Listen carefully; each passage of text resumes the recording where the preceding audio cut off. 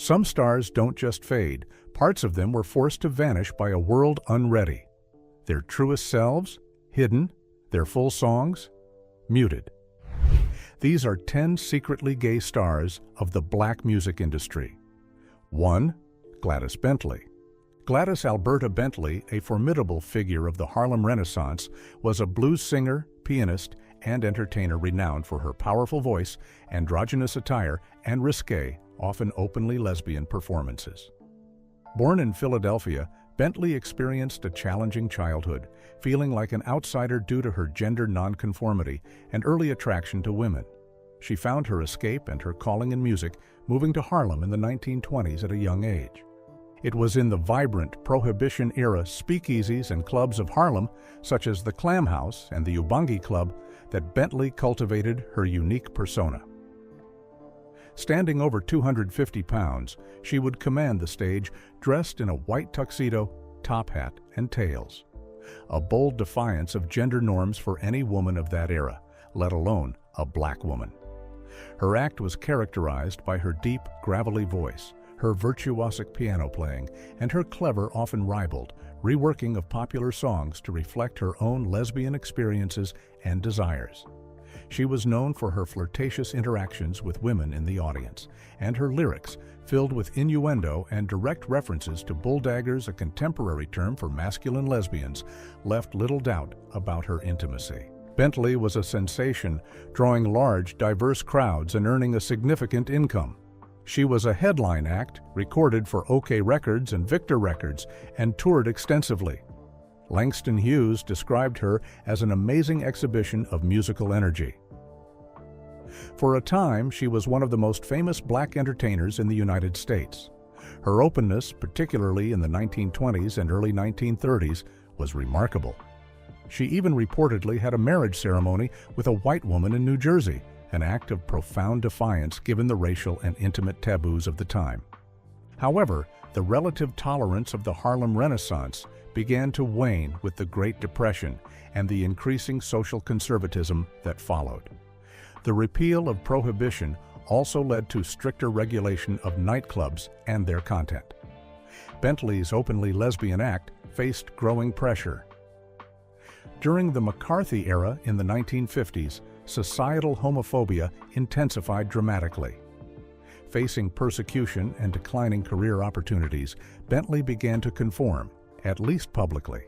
She began wearing dresses, claiming to have been cured of her true self through hormone treatments and a straight marriage, and wrote an article for Ebony magazine in 1952 titled, "I Am a Woman Again." Historians and scholars continue to debate the sincerity of this later conformity. Many believe it was a survival tactic in a deeply oppressive climate, a painful compromise to continue working and avoid further persecution. Second, Bessie Smith. Bessie Smith, the Empress of the Blues, was arguably the most popular and successful female blues singer of the 1920s and 30s, a towering figure whose voice and artistry left an indelible mark on American music. Born in Chattanooga, Tennessee, Smith endured a childhood of poverty and hardship. She began her career as a street performer and later joined traveling vaudeville and minstrel shows, honing her powerful vocal style. By the early 1920s, Smith had signed with Columbia Records, and her first release, Downhearted Blues, was a massive hit, selling hundreds of thousands of copies. Her voice was a force of nature, rich, resonant, and imbued with raw emotion. She sang of love, loss, poverty, and the everyday struggles of black life, particularly for women. Her commanding stage presence and unvarnished lyrical honesty resonated deeply with audiences, both black and white. She became one of the highest-paid black entertainers of her day, known for her lavish lifestyle, generosity, and sometimes volatile temperament. While Bessie Smith was married twice to men Jack G. and later Richard Morgan, and had numerous male lovers, her love for both genders is well documented by biographers and alluded to in some of her lyrics and contemporary accounts. She was known to have had relationships with women, including some of the chorus girls in her shows. One of her lovers was reportedly Lillian Simpson, a chorus girl. Her niece, Ruby Walker, who toured with Smith, later spoke of these relationships. Songs like It's Dirty But Good hinted at a broader intimate appetite, and the cultural milieu of the Harlem Renaissance and the blues world often allowed for more fluid expressions of intimacy than mainstream society. Bessie Smith's blues were often about asserting female agency and independence, including intimate agency. Smith's career, like that of many blues singers, declined with the onset of the Great Depression and changing musical tastes. However, she continued to perform and was on the cusp of a potential career revival in the burgeoning swing era when she tragically died in 1937 from injuries sustained in a car accident in Mississippi. The circumstances of her death, particularly the racist denial of medical treatment at a whites-only hospital, became a symbol of the brutal injustices faced by Black Americans. Third, Ma Rainey. Gertrude Ma Rainey, born Gertrude Pridgett in either Alabama or Georgia, is revered as the mother of the blues. She was one of the first professional blues singers and a crucial figure in popularizing the genre. Her career bridged the gap between the folk roots of the blues and its emergence as a commercial musical form. Like Bessie Smith, whom she mentored, Ma Rainey's music was deeply expressive of the Black experience, particularly from a woman's perspective.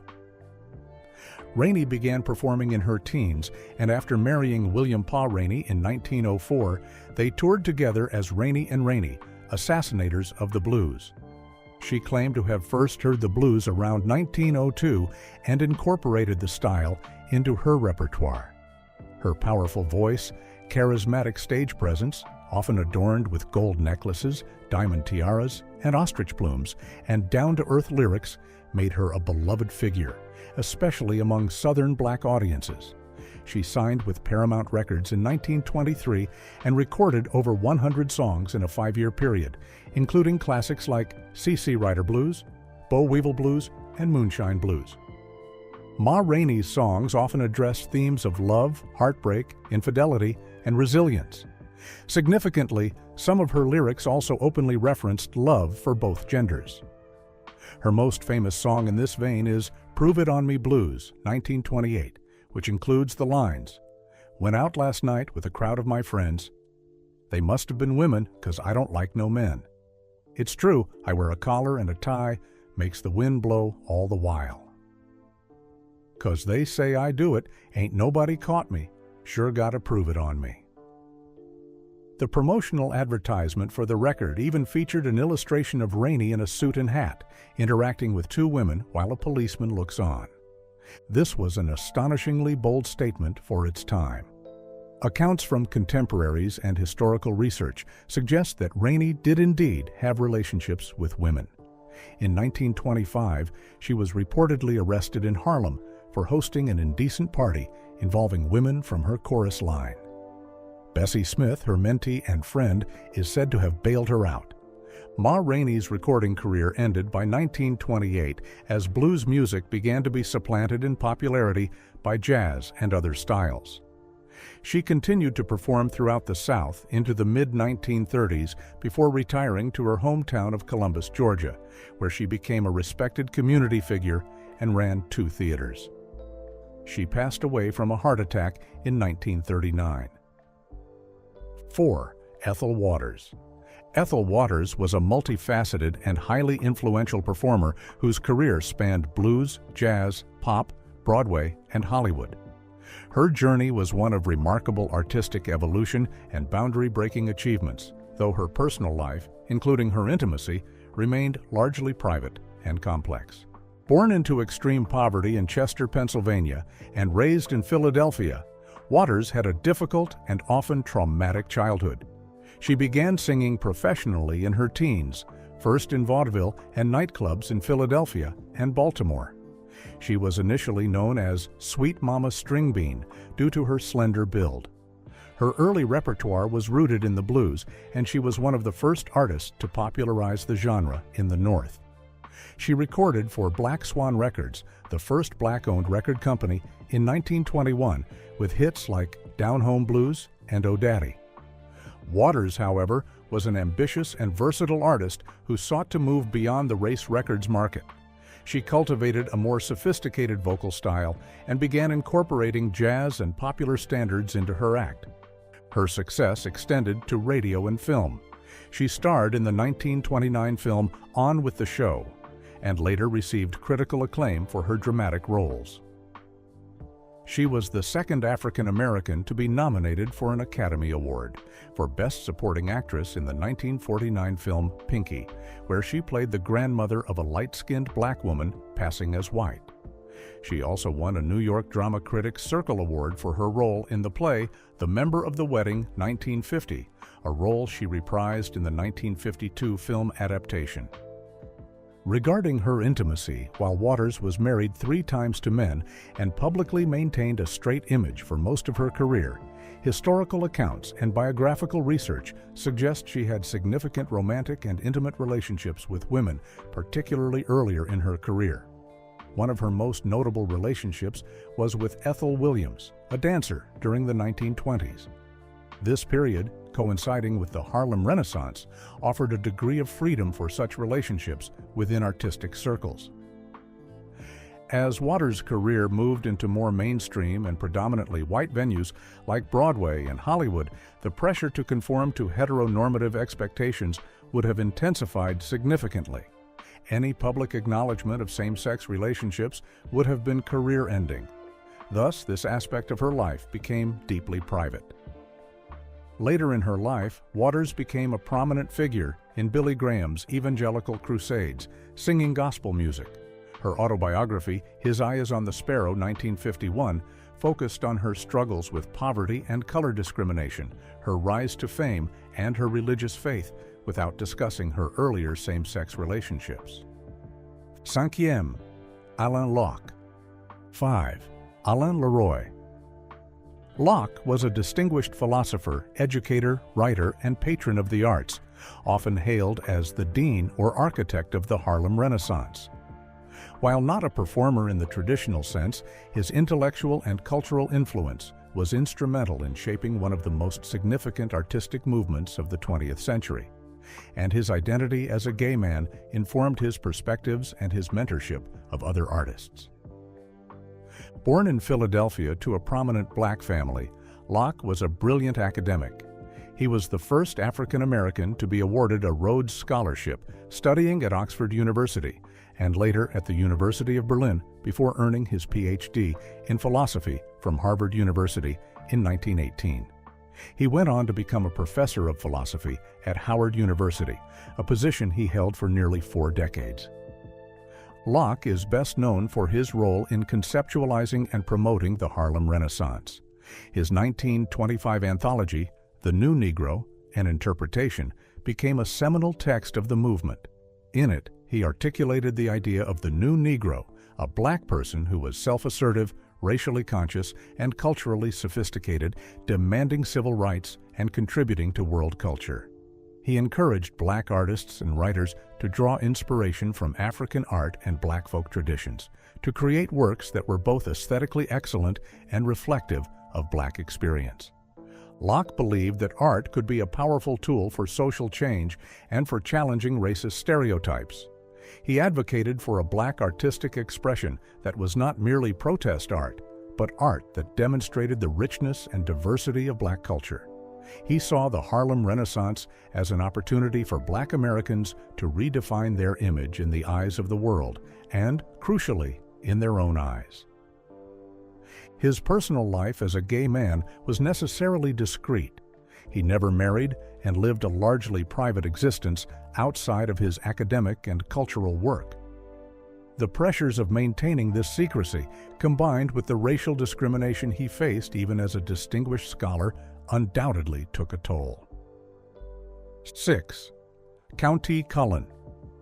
Count Cullen was one of the most celebrated poets of the Harlem Renaissance, known for his lyrical, classically structured verse that often explored themes of black identity, racial injustice, and the beauty of the African heritage.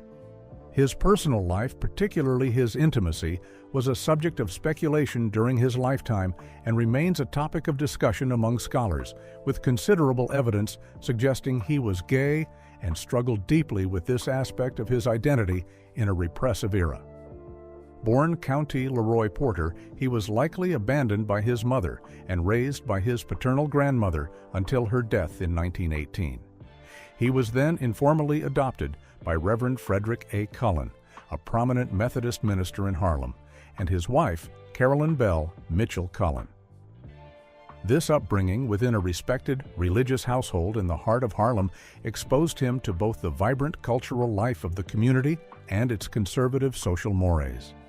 Cullen excelled academically and began writing poetry at a young age, achieving early recognition for his talent. He attended New York University, where his poems won several awards, and later earned a master's degree from Harvard University. Cullen's poetry often adhered to traditional European forms, such as sonnets and quatrains, which sometimes drew criticism from other Harlem Renaissance figures like Langston Hughes, who advocated for forms more rooted in African-American vernacular traditions. Cullen's personal life was marked by a degree of secrecy and seemingly inner conflict regarding his intimacy. He married Yolande Dubois, daughter of the esteemed intellectual W.E.B. Du Bois, in a lavish, highly publicized wedding in 1928. However, the marriage was short-lived and tumultuous, ending in divorce just 2 years later. He had a very close, lifelong relationship with Harold Jackman, a handsome Harlem schoolteacher and patron of the arts, who was known to be gay. Many scholars believe Jackman was Cullen's primary romantic interest.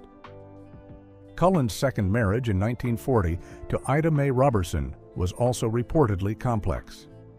While Cullen never publicly identified as gay, an impossibility for a man of his public stature and background at the time, his poetry sometimes contains subtle allusions to same-sex desire or a sense of hidden turmoil. His choice of classical forms and themes of idealized love might also be interpreted by some as a way of expressing romantic and erotic feelings in a less direct, more veiled manner. County Cullen's career somewhat declined after the peak of the Harlem Renaissance. He worked as a French teacher at Frederick Douglass Junior High School in New York City from 1934 until his death from uremic poisoning in 1946 at the age of 42. His legacy is that of a gifted and influential poet whose work gave eloquent voice to the joys and sorrows of Black life in America. 7th, Langston Hughes. James Mercer. Langston Hughes was one of the most versatile and enduring writers of the Harlem Renaissance and beyond, a poet, novelist, playwright, short story writer, columnist, and activist whose work celebrated the lives, language, music, and culture of Black America.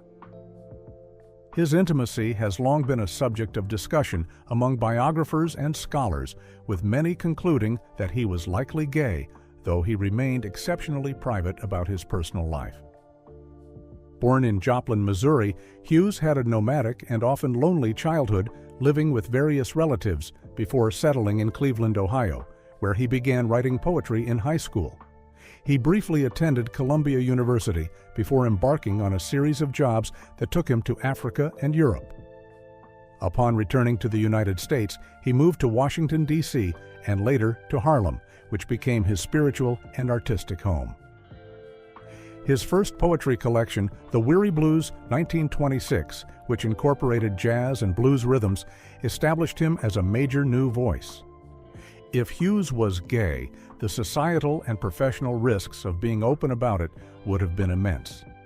For a public figure like Hughes, whose work was so deeply tied to the collective Black experience and who often faced political scrutiny for his leftist views, exposure as a gay man could have been devastating to his career and reputation. His privacy may have been a necessary shield. Langston Hughes passed away in 1967, leaving behind a monumental body of work that continues to inspire and resonate. He gave voice to the aspirations, struggles, and resilience of Black America, with unparalleled grace and power. While definitive proof of his intimacy remains elusive due to his intense privacy, considering the likelihood of his being gay enriches our understanding of the man and his art. 8. James Baldwin. James Baldwin was a novelist, essayist, playwright, poet, and social critic whose searing intellect and profound moral vision made him one of the most important and influential American writers of the 20th century. He was also openly gay, and his work unflinchingly explored the complex intersections of race, intimacy, class, and identity in America and abroad. Born and raised in Harlem, Baldwin had a difficult childhood marked by poverty and a fraught relationship with his stepfather, a stern preacher. He found solace in literature and the church, becoming a youth minister in his early teens. However, he grew disillusioned with the church and left it to pursue writing, recognizing the hypocrisy and limitations it imposed. In 1948, at the age of 24, he moved to Paris, France, seeking to escape the racial and intimate oppression of the United States and to find the space to write authentically. It was in France that Baldwin came into his own as a writer. His first novel, Go Tell It on the Mountain, 1953, a semi-autobiographical work, was a critical success. He followed this with the groundbreaking novel Giovanni's Room, 1956, which explored a white American man's attracted to people of the same gender relationship in Paris. Publishing a novel with explicit gay themes so early in his career was a courageous act, and it initially met with resistance from his American publisher, who feared it would alienate his black readership. Baldwin, however, insisted on its publication, asserting the universality of love and the importance of confronting societal taboos. Baldwin's influence extended beyond literature. He was a charismatic and sought-after public speaker and debater, famously debating William F. Buckley at Cambridge University in 1965 on the motion the American dream is at the expense of the American Negro, a debate Baldwin won decisively. He also worked on screenplays, including an early, ultimately unused version of a Malcolm X biopic. James Baldwin passed away in Saint-Paul-de-Vence, France in 1987. His legacy is immense and multifaceted. He was a literary master whose work continues to be read and studied for its profound insights into the human condition. He was a fearless social critic who spoke truth to power and challenged America to live up to its professed ideals. 9. Lorraine Hansberry. Lorraine Hansberry was a brilliant playwright, writer, and activist, best known for her groundbreaking play A Raisin in the Sun, which opened on Broadway in 1959. It was the first play written by a black woman to be produced on Broadway, and the first to be directed by a black director, Lloyd Richards. It won the New York Drama Critics Circle Award, making Hansberry the youngest American and the first black playwright to receive the honor. While her public persona was largely focused on her racial justice activism and her literary achievements, Hansberry's private writings reveal her lesbian identity and her engagement with feminist and queer themes. Born in Chicago to a prominent black family, Hansberry grew up in a politically engaged household. Her father, Carl Hansberry, was a successful real estate broker and activist who fought a legal battle against restrictive housing covenants, a case that went to the Supreme Court, Hansberry versus Lee. These early experiences with racial discrimination and activism profoundly shaped her worldview and her art. She attended the University of Wisconsin, but left before graduating to move to New York City, where she became involved in progressive journalism and activism, writing for Paul Robeson's radical black newspaper, Freedom. In her journals, she grappled with the complexities of living a public life as a supposedly straight woman while privately identifying as lesbian. She expressed frustration with societal homophobia and the limitations placed on women. Hansberry was a passionate advocate for social justice, involved not only in the civil rights movement, but also in movements for African liberation and peace. Her later plays, such as The Sign and Sidney Brustein's Window, which was running on Broadway at the time of her death, and posthumously compiled works like To Be Young, Gifted, and Black, further demonstrated her wide-ranging intellectual and political concerns. Tragically, Lorraine Hansberry's life and career were cut short when she died of pancreatic cancer in 1965 at the age of 34. Despite her brief life, her impact was profound. A Raisin in the Sun remains a cornerstone of American literature and theater, and her essays and other writings continue to inspire. Acknowledging her lesbian identity adds a crucial dimension to her legacy, recognizing her as a pioneering Black queer feminist voice. 10. Alvin Ailey. Alvin Ailey was a visionary dancer, choreographer, and activist who founded the Alvin Ailey American Dance Theater in 1958. His work revolutionized modern dance, celebrating African American culture, heritage, and experience with unparalleled artistry and emotional depth. Ailey was a gay man, and while he was not always public about his intimacy during his lifetime, his identity undoubtedly shaped his artistic vision and his creation of a dance company that was a haven for diverse talent. Born in Rogers, Texas during the Great Depression, Ailey experienced a childhood marked by racial segregation and economic hardship. He moved with his mother to Los Angeles in the 1940s, where he was introduced to dance by performances of the Ballet Russe de Monte Carlo and Katherine Dunham Dance Company. He began studying modern dance with Lester Horton, becoming a member of Horton's integrated dance company. After Horton's death in 1953, Ailey briefly took over as artistic director before moving to New York City to pursue a career as a dancer and choreographer. In 1958, Ailey founded the Alvin Ailey American Dance Theater. His goal was to create a company dedicated to enriching American modern dance heritage and preserving the uniqueness of the African American cultural experience. Alvin Ailey was a charismatic and dynamic leader. He created a multiracial company that provided opportunities for Black dancers and choreographers who were often excluded from mainstream ballet and modern dance companies. The Alvin Ailey American Dance Theater became a cultural ambassador for the United States, touring extensively around the world and earning international acclaim. Alvin Ailey struggled with manic depression bipolar disorder throughout much of his life. He passed away in 1989 at the age of 58 from AIDS-related complications. To spare his mother anguish and to protect his company from the stigma associated with AIDS at the time, he asked his doctor to announce that his death was due to terminal blood dyscrasia.